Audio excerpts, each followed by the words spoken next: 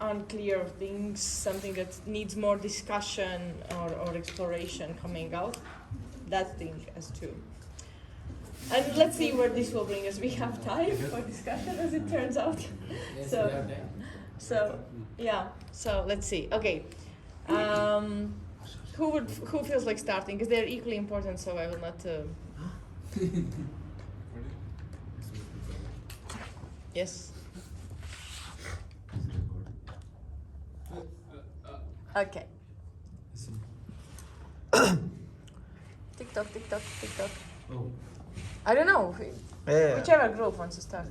The essence of the well-being of hospital and stuff, what I feel is, one is commitment towards the timings that we are working with them, to go in and go out in time, appointment, without. So one essence is about the commitment to the space and to the staff, the promise that we have made with the deal, like the work, Like the word that we have. schedule-wise, yes. Yes. Then the other thing, there are quite a few don'ts, like don't do this, don't do that, don't. So I feel one of the most important thing that we don't want to do over there is bad mouthing the hospital, like calling like names and like this is. That is something which we felt was there. There was a question which we want to discuss, which is about making sure that elder patients are treated different from kids. That pointer, yeah, where what do we all think? Do really elders need to be treated different, differently from kids, or what? Maybe we can hear the comment of those who wrote it. We only wrote it. You wrote it. We had that question. Yeah, we also We put a wrote question it. mark. Question over mark. it. Aha. And then we started Because, thinking of because the answers. I get a sense of what that is, but I would like to hear more about what thoughts are there. about this.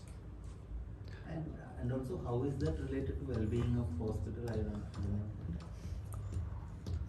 So exactly what happened is when I wrote that, Kavya pointed out the same thing. Then we did not expand on it because it's something we should be written on that page. It's children it's limited to. So then we did not mention the elder patients again. So I imagine hospital will have different age group people. Though we think children, we have to customize ourselves, so there might be some things which should be very adult specific, especially if there could be all different kind of patients. I don't think we just limit it to children. So then I think a lot of things might change. So that's why I mentioned, like, when it comes to staff or the patients of different age group with different conditions will have, maybe they still want the lightness and playfulness, but still there should be something different to that. So I don't know what we should do, but there should be some awareness of that particular part. So that's why I mentioned it there, because there was no other space to mention other features. And another essence would be to Spatial. being respectful of the patients and respectful of the staff, and actually listening to them and not really going above and beyond of whatever they say and just rejecting and doing our own thing. So always listen to the hospital staff and also the doctors. Assume that what they're saying is probably right. So just follow those. And So a question about this: would you follow if the doctor tells, "Can you hold the child"? No, unless and until you feel safe about it and you think it's hold okay. the child. I will hold the child. They need to do a procedure. The child is very uneasy, and I say, "Can you please hold the child so we No, can I help would him?" not. Would I the would doctor not. ask us to? I don't Because think I don't would think do I'm that. capable and I'm trained enough Yeah, to yeah. actually take Oh, care okay. of that. Listen to them in the sense of the rules. I'm like, they'll say, no, do not touch this, do not enter this room. This is not the space for you. No, I those kind of wouldn't. I things. wouldn't do anything like that because I am very particular. If I'm going into the hospital space, if the doctor tells me to hold a patient, no, not in a way. I wouldn't do that because if I consider if I have a family member or somebody who's as a patient, and then suddenly I would see a Someone clown else's, holding yeah. somebody who's not even trained or doesn't have an MBBS degree, and somebody who's there, no. I would go mad. I don't think I would touch them. So when there are demands in hospital like that, do this, what do we do? That's a question, additional. That's the reason I wrote behind the Suddenly, page, yeah. learn to say no playfully, but I don't know how. But we have to learn to say no. If we cannot say no, our yes doesn't mean anything. So that's why. No, I also like we consider the fact that where we are doing it, and in India in hospitals there's so much of Staff flaring up, yeah. against the staff of the hospital. There's so much of because things are not working. There are people who don't have enough money for the medication for things, so there's so much of flared thoughts. There has to be a very I can't touch that. I can't do things which are not prescribed for me. I don't know. Only a doctor can do that, I feel. Any other point or question that came out? Senses, like being aware with all the senses, like not touching unnecessary equipments, not littering, and being, like, what is the other one? Not to carry sharp objects or even like pull them on a shell on. And another one was don't go to restricted areas like ICU, operation theatre, these places, because there's already so much of tension like with people with them.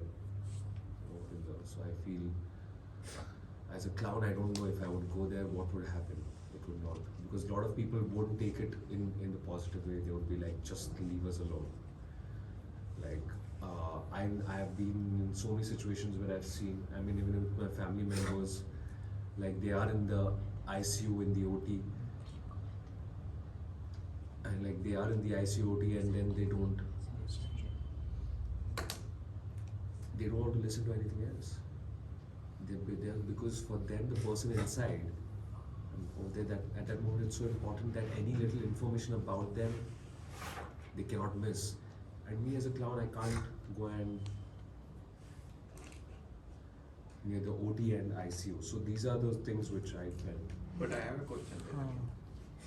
You have worked during procedures, during operation. So what if the hospital says, no, it will help us if No, you... but what I'm saying is we have to consider the fact that where we are doing it, it's in India. Yeah, and that is what I'm India meaning if mein- the doctor or the... No, staff India says- mein main bol raha hu, anything goes wrong, they'll come for your neck. They will come for your, cases get registered against doctors for not doing things properly. And anything that goes wrong because of us, I don't think we are in that space to handle it. We can't do it. So it is very difficult that way. I just feel in India it is very difficult. Can you give an example? So there was this one situation when one of my, extended family member, my brother, he had lost his wife due to a doctor's negligence. Like she suffered brain hemorrhage. They brought down the hospital. It was shut. That hospital is no more. What was there a surgery or? She was expecting, and I think she was in labor when they had taken her to the hospital, and due to the mishandling of one of the doctors, she suffered a brain hemorrhage, which shouldn't happen, like because of the tension, because of all of that. And the hospital did not inform that for a couple of hours, when we could have gotten other doctors and things. And it is just, I'm telling you something which happened in one of my closer family members, but I've heard so many things, there's stories. And how clown can fuck this up? By going, if I don't judge the situation well, I don't know the gravitas of the issue, the depth of what is happening, But and you're how not big a- it is for the other person. Yeah. If I don't analyze those things and I just go in, But you're not supposed to perform surgery, right? Yeah. Your responsibility is to reduce stress, Yeah, but right?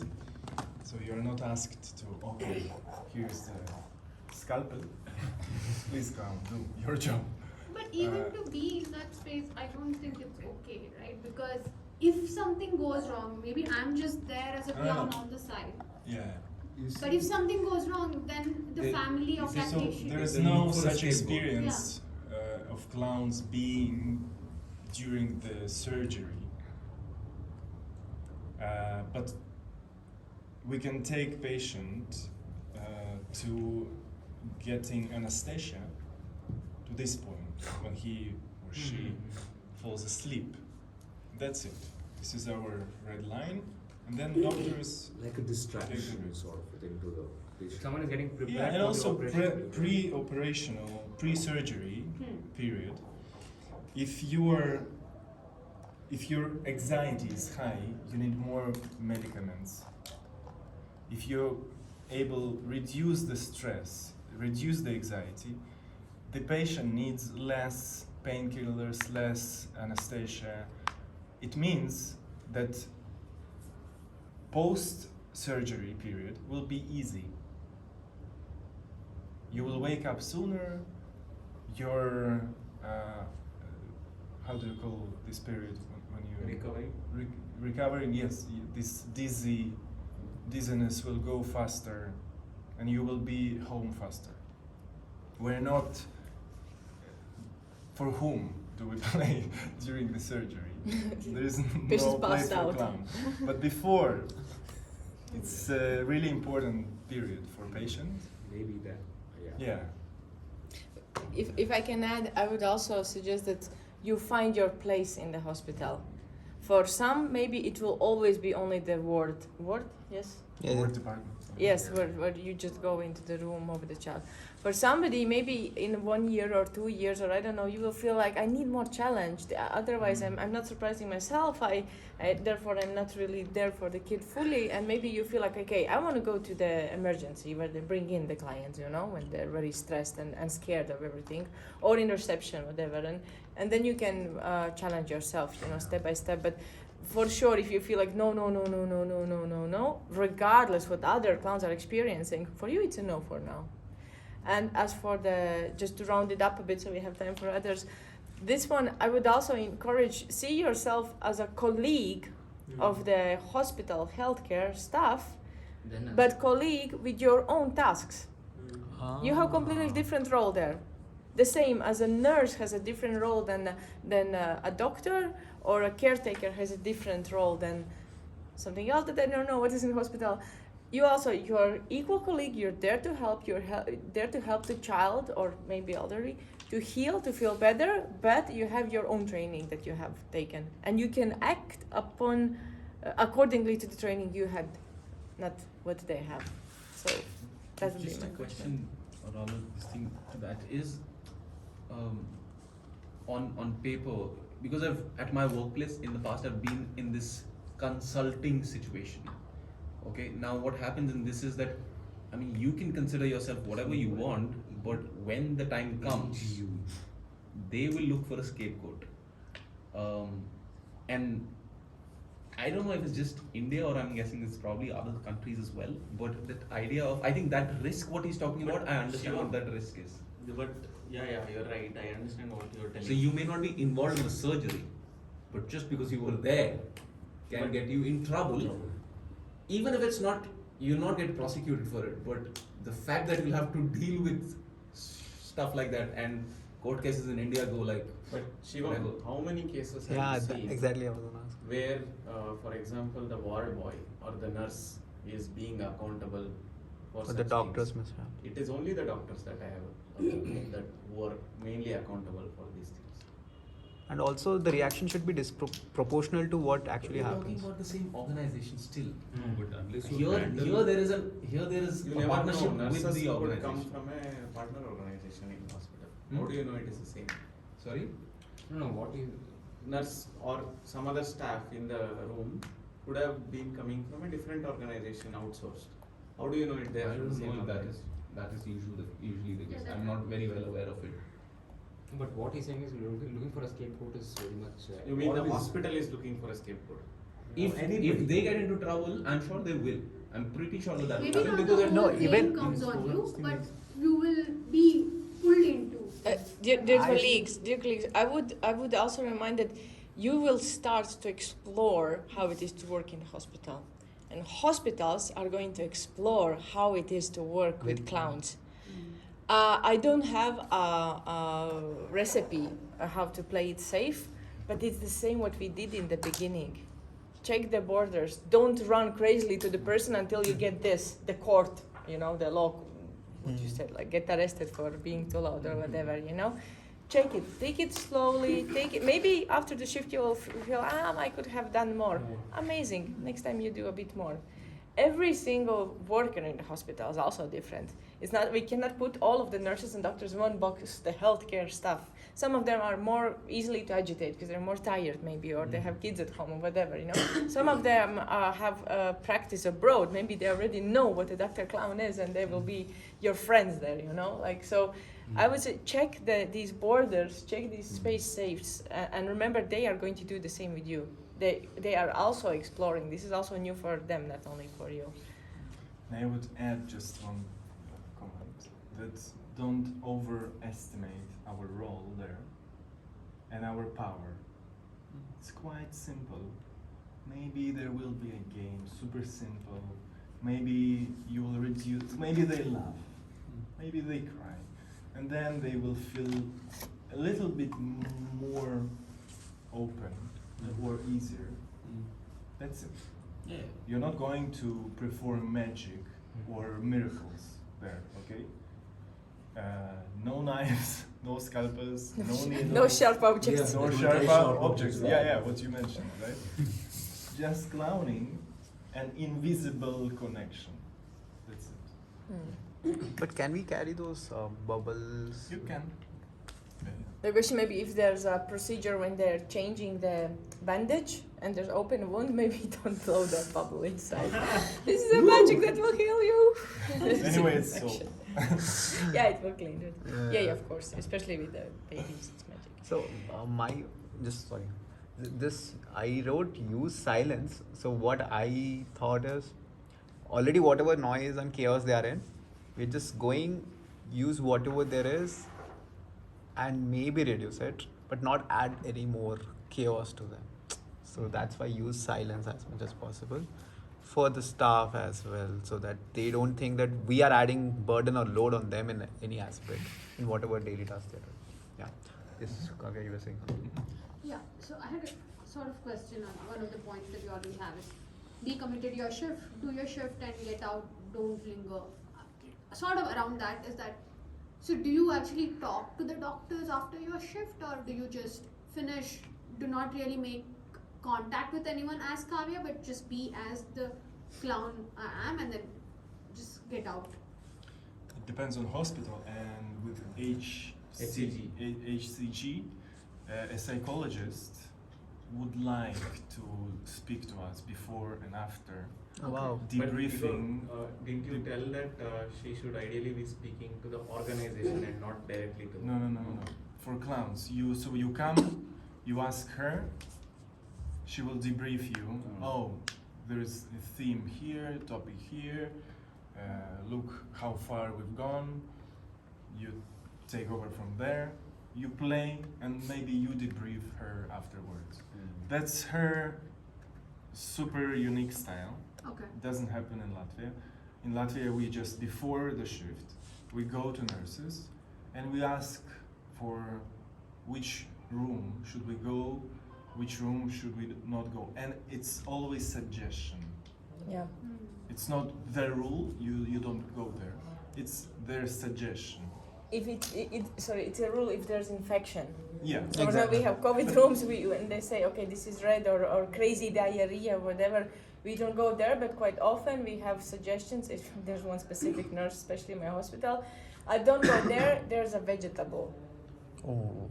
And there's a kid who is lying, who has not palliative care, but like he has mental challenges, physical difficulties, he barely moves. these are my favorite rooms because finally nobody is kicking me out of the room. You know, I can play my music, I can sing. I'm not a very good singer, but there I can really sing a lullaby or whatever. You know, so this is a suggestion that I don't pay attention to. Okay, but there are suggestions such as, for example, the person just came from the operation, so he has to lay very still. Or sometimes they have really good suggestions like, please help this kid to drink more water. They're not drinking at all, but they really need to drink more water. So I know, okay, my game can be related to liquids or whatever, you know. So yeah, this is good advice. Take it as a suggestion.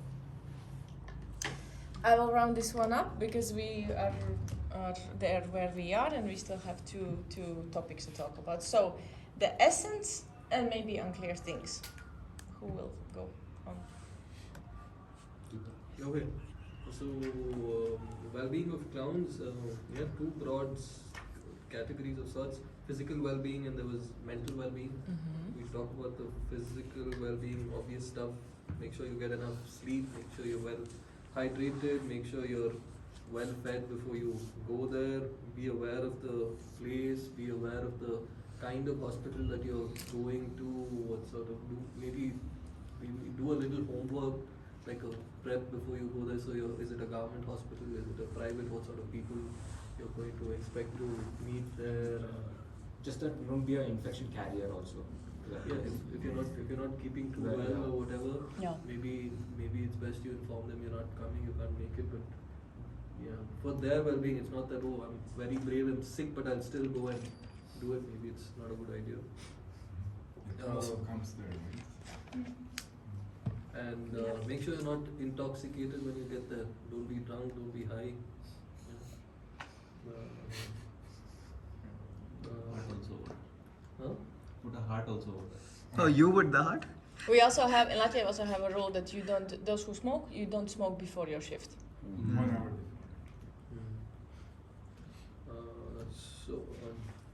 Alright, these are the stuff that you maybe do before you go to the hospital, so you're prepared. Maybe your warm up and exercises and stuff like that. And Sorry, you can warm up, and it's also suggested to warm up in the hospital, in the room where you will change. okay. So you go as a person, you will be dedicated to area where to change, and then maybe very uncomfortable, maybe a whole room, depends, and you warm up there. Because if you warm before, when you come, you already are there, the warming up might, you know. Which also means you get there well before your shift starts, maybe half an hour, Being 45 punctual minutes, and an hour. Well, in Latvia, these 3 hours include warming up as well. Okay. So 20 minutes or half an hour, depends what needed, includes the warming up as well. So you agree with your partner to arrive at the same time. But still, you come if, let's say, if the shift starts at 1 o'clock, it's better to come half an hour before, both, to speak, to exchange the moods, to kind of Energy adjust levels, to yeah. each other, and at 1 o'clock you start changing. Yeah. And also the relationship with the clients, like politics. You want to go? Yeah, respecting each other's time, like if you're going in pairs, being punctual about that's one thing. And the second thing is respecting the boundaries of each other. Clumps, that's also important. So we should have a work ethics regarding that. The other thing about time, if you're not able to make it there or whatever, just make sure you inform the people who needs to be informed well in advance. We have this thing here where you say, I'm going to get there in 10 minutes, knowing fully well you will take 40 minutes to get there. But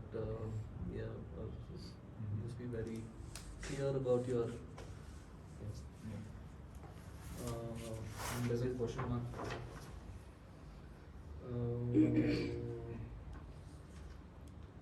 Okay, these are the stuff that you need to do maybe before you go to the hospital, maybe during the being the clown itself, maybe things like don't overexert yourself, take breaks when needed during the hospital. That's what they said. We didn't really discuss it. I would be very careful about the breaks because it means you fall out of the role.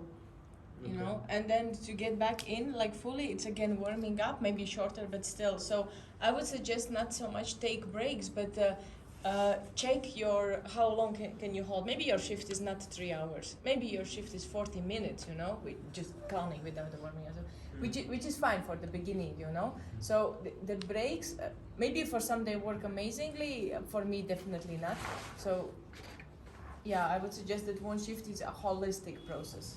So Well, we also meant breaks in the sense like being honest and actually just having some water and those sort of, rather than overexerting yourself. And that's why also yesterday when we had this painting, when I said, okay, you will hold for like do the energy that it's honest to you, honest to the child, and you can keep with it for the rest. So also exercise, an exercise regimen where you can build your stamina. Your body is your tool. Yeah, yes. body. So yeah. And here there's a question mark for what is it? Be careful and assertive with patients. Yeah. About assertive. What? I mean, I didn't get what. For example, I saw one instance where the child wanted, a crazy ball that Igor carried. He was quite assertive that it is mine. He didn't allow the child. He cried so much. And child. But Igor. This is my ball. but yeah, I mean, in a playful way, but being assertive that you don't give in to the patient's demands, and you should not probably create a problem for the patient if you try to give in a lot and obey everything that the patient says. It is a discussable, really Yeah, discussable matter. So every time, well, you remember we were speaking about imaginary stuff. Yeah. That if you use your imagination, everyone can have it. But sometimes it's really important to give something, but it should be so intentional, and this object should mean something and serve the kid's path of healing.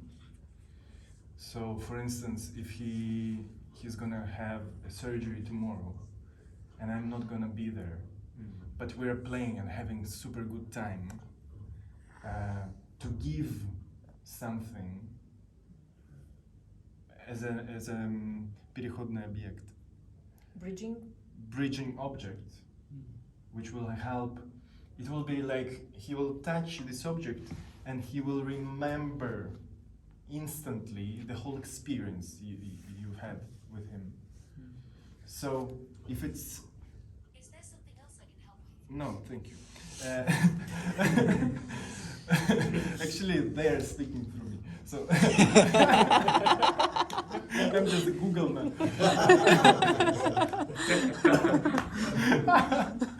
So yeah, it can be, but the rest of the situation, if it's just, oh, I want this ball, it's good to draw the line. No, this ball is mine. This is reality. Life sucks. Life sucks, I know.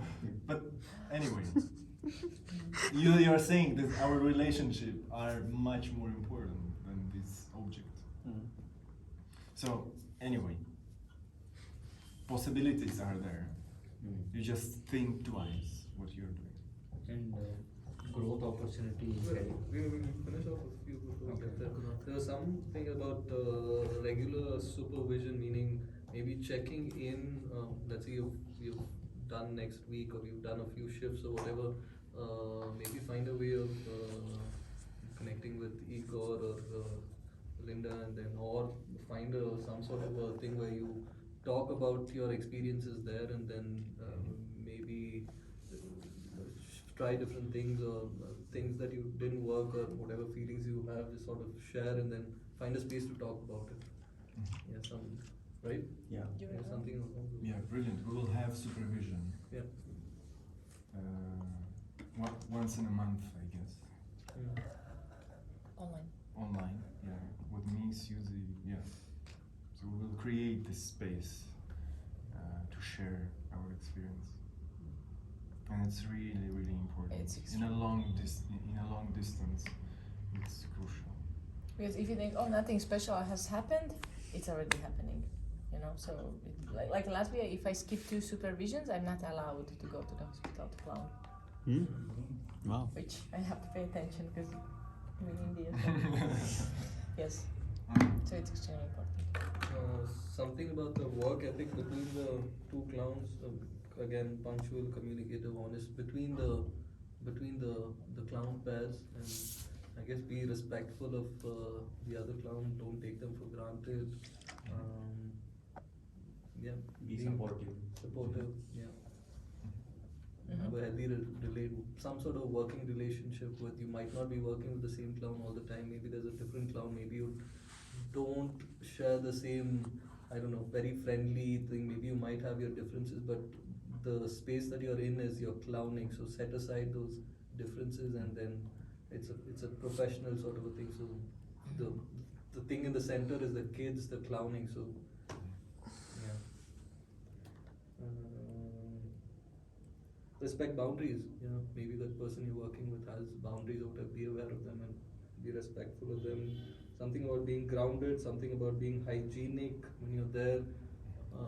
When I was very particular about smell, so make sure you don't smell. You know? Then there's a question mark about the growth opportunity. That was more like let's say you've been clowning for 6 months or whatever. You've been doing the same thing over and over again. You get into this sort of a thing. So maybe there's find training or workshops or something in a way that you build your skills and you're not doing the same thing over and over again. So Yeah, professional growth. yeah, growth is the crown. And Guru was also very particular about monetary growth. So I don't know where that will go, but Monetary gains. monetary gains. Yeah. Best case scenario.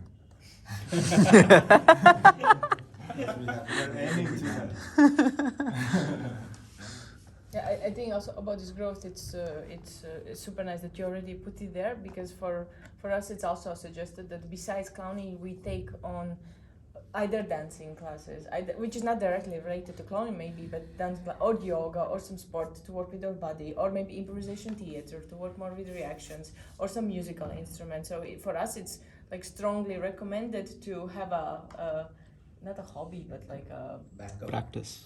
some Being warmed up with you're a shitty clown, go play your ukulele on the streets and earn money like that. No, not the backup, but something that helps me as a clown, some extra thing. Either my body is more fluid, either I know something to play, or so it's cool. Also on the same lines, being clear, I mean, knowing why you're doing clowning. I mean, what is your purpose of doing this? So be clearing is probably will help the clown. But this reminds me of that residency last thing, no? No matter what, we'll don't drop the big ball. The big block. So what is that big ball for the team? Knowing that, No. what the big ball is. Yeah, that would change for each person, I guess. Why we are coming, showing up, no matter what. It changes, yes. It's different, no? It cannot be the same, I feel. It's good to check sometimes. Good to, of course, good to check. Did it change after 6 months? Why am I doing it? And supervision is one of the tools how to check in. What? You're not going to share with us. No, just say supervision is one of the ways how to check in, whatever. I heard I have some beautiful tools how to check. Whatever. You're like, wonderful. Oh, Share I it. thought you said whatever. No, just 2 deaf flags. Okay. We are in the time when we are supposed to finish. But are you okay to still listen to one more? Yes. There's still something you want to add? Important. Empathize, connect, maintain emotional distance. Essence. Stick to the essence. Don't read. We will read it all later. Rejection is another point. Yeah. How to deal with rejection. We have a process for that. Maybe supervision is another tool. Same tool for all that. Yes. And with this one, I would just also add the rituals. you will see that naturally there will be some rituals coming up. Like me and my colleague, we always have a coffee, the shittiest coffee we can find in a hospital. We drink a coffee together, and it's our ritual because we talk. These machines who give coffee, they talk. Now add your card. Da, da, da, da, da. So we have this communication with the machine, and it's such a beautiful ritual. I hate that coffee, but this is something that already connects us even before we warm up. And I know that slowly you will also see that with some clowns you have these beautiful rituals, and it's a part of your well-being as well. So, and they naturally die out, which is okay. It's time to say them to goodbye as well. But rituals, not clowns. Yeah, I thought about rituals only. Both. Yeah, now you made it clear. Let's be honest. Yes. Okay. Something about do not take anything personally. I know someone wants to add. Don't share personal contact details. And Is there scope for a clown outside the healthcare service, healthcare industry? Like a birthday clown or is there scope for clowns or elsewhere also? nice question. I mean, we are quite often we are invited to perform and do roles that we are not supposed to do. And in our case in Latvia, it's not forbidden if you feel that clown is like second life of you and you want to do birthday clowning. Yes, but you very strictly separate it from medical clowning because it does give the wrong impression to the people. No. Yeah, there's rules. You cannot use the same costume. Okay. So if you perform on birthday's party, for me, I see these pictures and I don't find any connection for the project Dr. Clowns. This is your business, Dr. Clowns, this image, this character is just for the hospital. You don't go anywhere else. Only if Dr. Clown was invited, usually sponsors do that. They invite you to see, like for visibility's sake. Like here, the project will help. Yeah, have fun. Yeah. But it's completely different clowning. It is. Birthday clowning, it's different direction. It's different training, I would even say. Okay. Thank you. Three things, right? What was the three things first? So well-being of children. First was connect and But that's a question, so I also wanted to leave that for later. okay. What was the point you had to remember? Let me start from me. Okay, yeah. So We spoke about trust. That you do not break trust with the child, and you promise only what you can deliver, and you don't go in with an agenda, because the moment a child sees that you're here for something, they might get cautious and they might go back into their shell.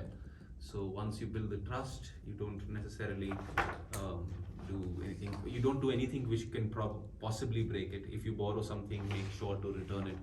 These are all things, some of the things that were repeated. We'll come to the question mark later. yeah, this one. Do not discriminate. Don't have any. Between kids, between children, right? Yeah. Yeah. So treat everyone equal. Yeah, there may be cases when you have to deal with more than one kids at a time. So, and I think we wrote it over there as well, that biases shouldn't come into play.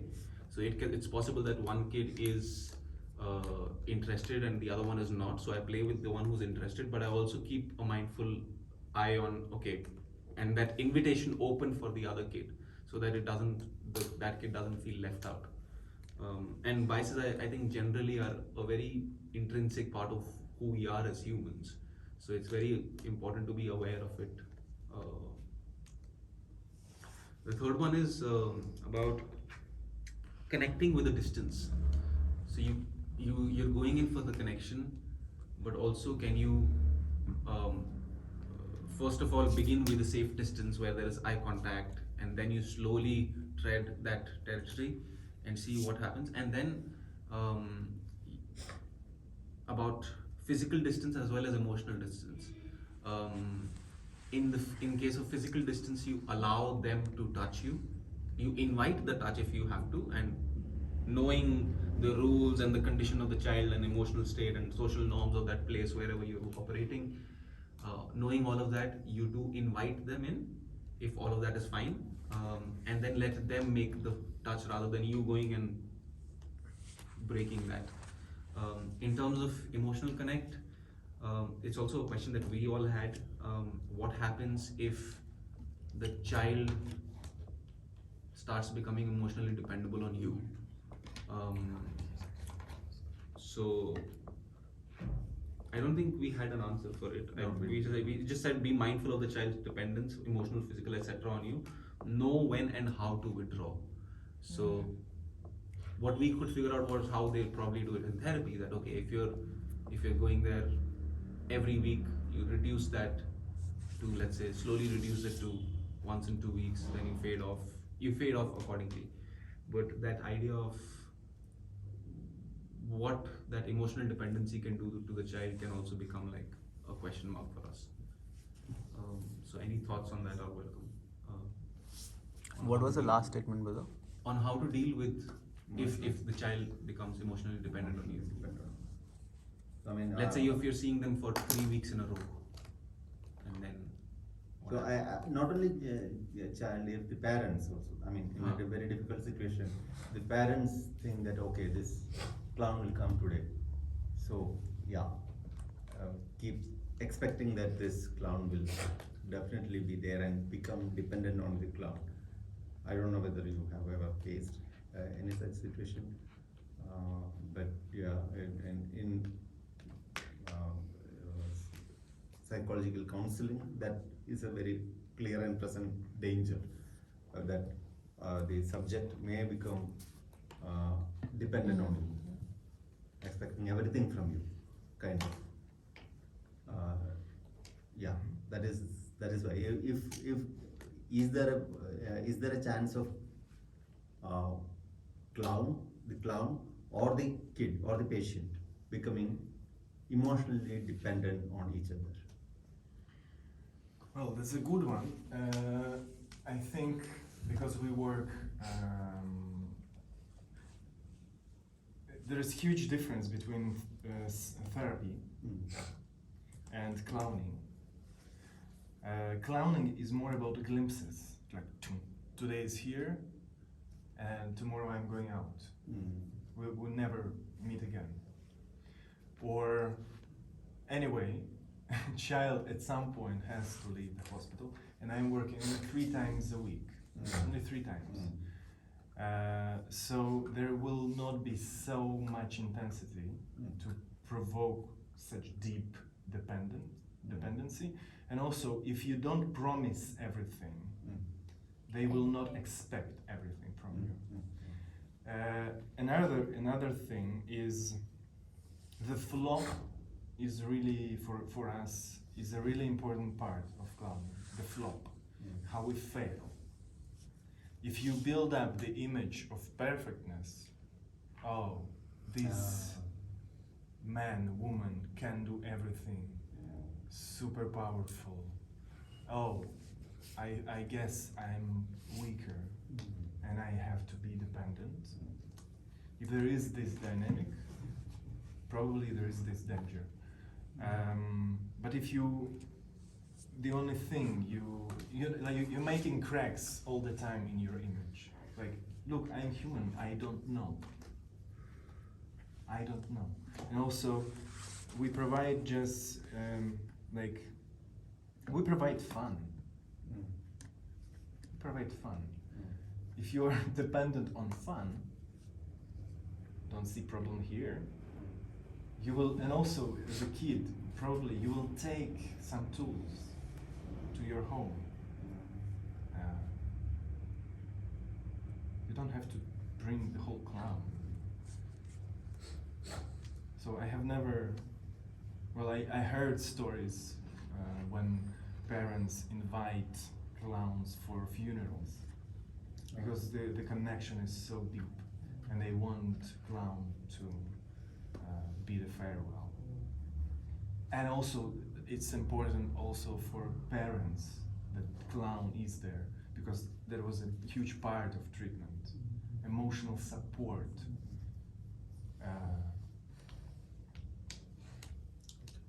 I might also add, but this is really my personal point of view, and in my hospital works, I don't know would it work in your hospitals, to keep these flashes, and I would call it moment of surprise. We have asked the doctors not to tell that we are coming, not to announce. First of all, the doctors don't know if we are coming. In COVID times, we are calling. Tomorrow there's our shift. Will you let us in? Because if it's a big number of cases, they might not let us in. So there's no point to spend the time to go to hospital. But after COVID stopped, we stopped calling and announcing. So we just arrived. And it was a moment surprise, and it was not like the doctors were promising, the kids were waiting, then maybe we didn't come because somebody fell sick or whatever. So there's this we're failing something that we didn't even promise. But because of the doctors, because of the medical staff who know that you're coming, and of course the fact that they can tell the child that the clown will come, it's already a gift that they give, you know. And of course everybody wants to be a gift giver, you know. So just by this good information, they feel they're doing good, which sometimes might be hurtful. So I don't know how it will go in the hospitals, but I would suggest that the kids don't know if you're coming. So there is, because I'm a Gestalt therapist, so I've been analyzing what is the difference, and the difference is really big one, because when I'm a therapist, I'm in the position of I know more, and I'm questioning you, I'm provoking you to know as much about your behavior. Whereas as a clown, I don't know anything, and you tell me what is this. So the dynamic is completely different. You are in a better position all the time. Therapist looks like a perfect human being and not having a problem. And if therapists sharing their personal experience, it's called an intervention. Why you are doing that? What does it serve now? What the purpose does it serve? So it's two different things. Yeah, but that's a brilliant question. Brilliant. Okay, just one more. I think we have mentioned it, about how do we, in a very painful situation as clown, how do we get involved in the pain, patient's pain, or patient's emotional state, or how do we? It depends how thick is your mask. Okay. How much it can absorb and protect you.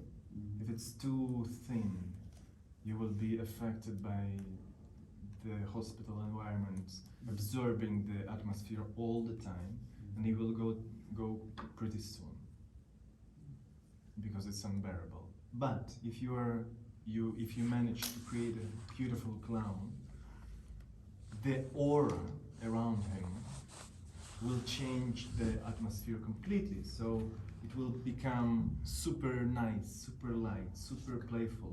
You will go from the shift more happy than you were entering the hospital this morning. But some things you do carry back home, right? It would affect you. Doesn't that happen? Sometimes, yes. That's why we have supervision. Okay, yeah. So we're taking care of both sides. Clown side, so let's create a character. And then, of course, stuff happens. Let's discuss, let's speak. Exactly, and this is what I would say in your shift, plan some time that if you finish at 5, it doesn't mean you take off your nose, put your coat and run. Dedicate some time to talk through what happened. not like minute by minute what happened, but a few highlights and maybe a few uncomfortable things that happened. Just dedicate time for this. Yeah, we will offer the whole structure for you to make it easier. Yeah. The whole structure of the shift, the whole structure of the warm up, and sharing part. Close it. Okay. There's one this thing on somebody's put some crosses are around promise only Agreeing what you can to deliver. It's a tick. It's a Star. Support. Oh. Star. oh.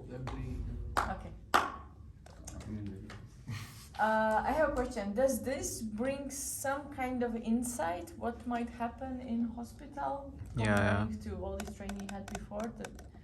Okay. So this remains. I think Harsha will take it yes as a basics that will be added upon in some meetings after the hospital experience as well. And then maybe you want to underline this is our mega motto. We always keep this in mind, or you will realize that actually about the noise it's not so important. I'm inventing, I don't know. Yeah. So this will be based, and this will be turned into a proper document. That it's a part of, I don't know, will make contracts or what, but an official document that you agree upon. And we're gonna give you an example of ours, just to have a sense of how it can look like. I just want one question. It's a very specific scenario. So let's say we have a patient with some kind of disability. Disability. Yeah.